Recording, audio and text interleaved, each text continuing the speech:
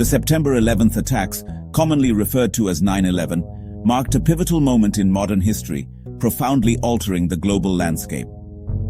On this fateful day in 2001, a series of coordinated terrorist attacks were carried out by the Islamist extremist group Al-Qaeda against the United States.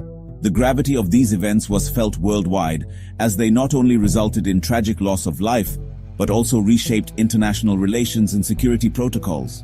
The impact of 9/11 extends far beyond the immediate destruction and loss. It instigated a series of events that continue to influence geopolitics and societal norms. The response to the attacks has been as significant as the attacks themselves, influencing everything from international policy to individual freedoms. This essay seeks to explore the multifaceted impacts of 9/11, delving into the immediate events, the perpetrators, and the long-term consequences that continue to shape our world. The morning of September 11th, 2001, began like any other, but it quickly descended into chaos and tragedy. At 8:46 a.m. Eastern Standard Time, American Airlines Flight 11 crashed into the North Tower of the World Trade Center in New York City, setting off a chain of events that would forever alter the course of history. Just 17 minutes later, at 9:03 a.m., United Airlines Flight 175 struck the South Tower, cementing the realization that these were not accidents, but deliberate acts of terror. As the situation in New York unfolded, another hijacked plane, American Airlines Flight 77, crashed into the Pentagon at 9:37 a.m., targeting the very heart of America's defense establishment. Meanwhile, a fourth plane, United Airlines Flight 93, was headed for another target, likely in Washington, D.C. However, the brave passengers aboard fought back against the hijackers, causing the plane to crash into a field in Shanksville, Pennsylvania at 10:03 a.m. The heroism of these passengers prevented further destruction and loss of life. The attacks were orchestrated by Al-Qaeda, an Islamist extremist group led by Osama bin Laden. Al-Qaeda's motivations for the attacks were deeply rooted in grievances against U.S. foreign policy, particularly America's support for Israel, the presence of U.S. troops in Saudi Arabia, and its actions in the Middle East. Bin Laden, a Saudi national, and his followers saw the United States as the main impediment to their vision of a pan-Islamic caliphate. This ideology fueled their willingness to use violence to achieve their goals.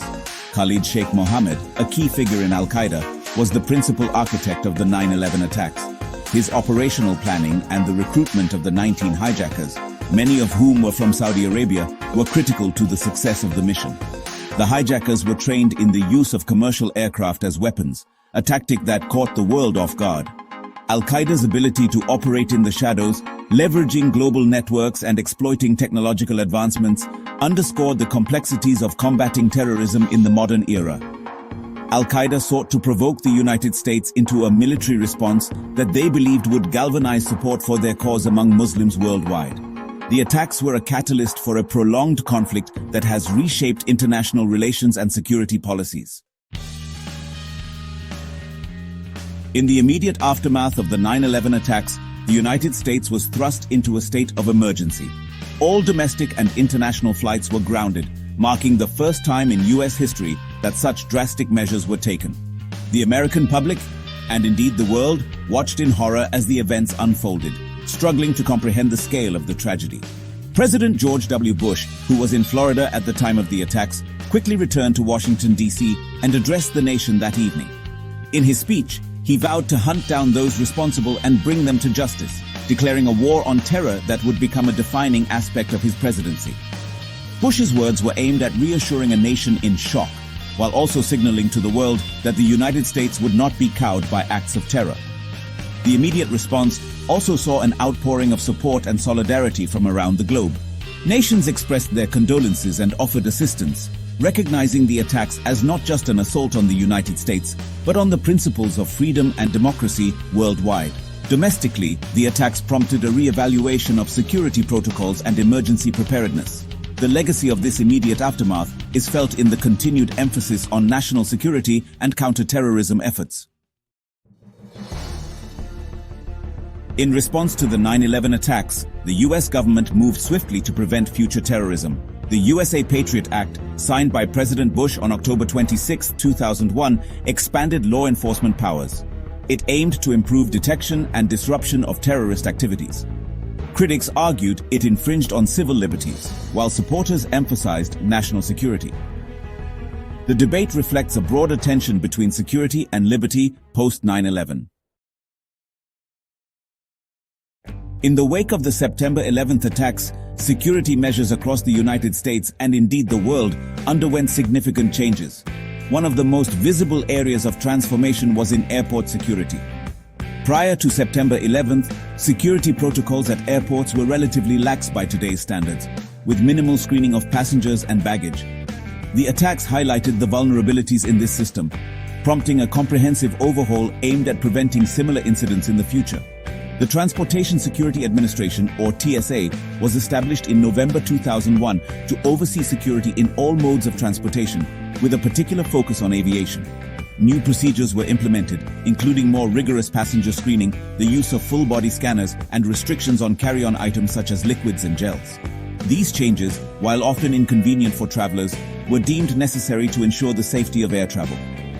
Internationally, airports adopted similar measures, reflecting a global consensus on the need for enhanced security.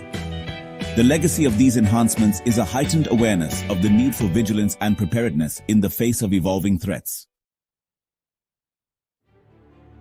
The September 11th attacks led to U.S. military engagements in Afghanistan and Iraq, shaping the geopolitical landscape. In October 2001, President Bush launched Operation Enduring Freedom, targeting Al-Qaeda and the Taliban in Afghanistan. The goal was to dismantle Al-Qaeda and prevent future attacks. This began the longest war in U.S. history. The 2003 invasion of Iraq aimed to eliminate weapons of mass destruction and counterterrorism. The war in Iraq proved controversial as the anticipated weapons were never found. These wars led to significant loss of life, displacement, and long-term instability. The financial and human costs have been substantial, prompting ongoing debates.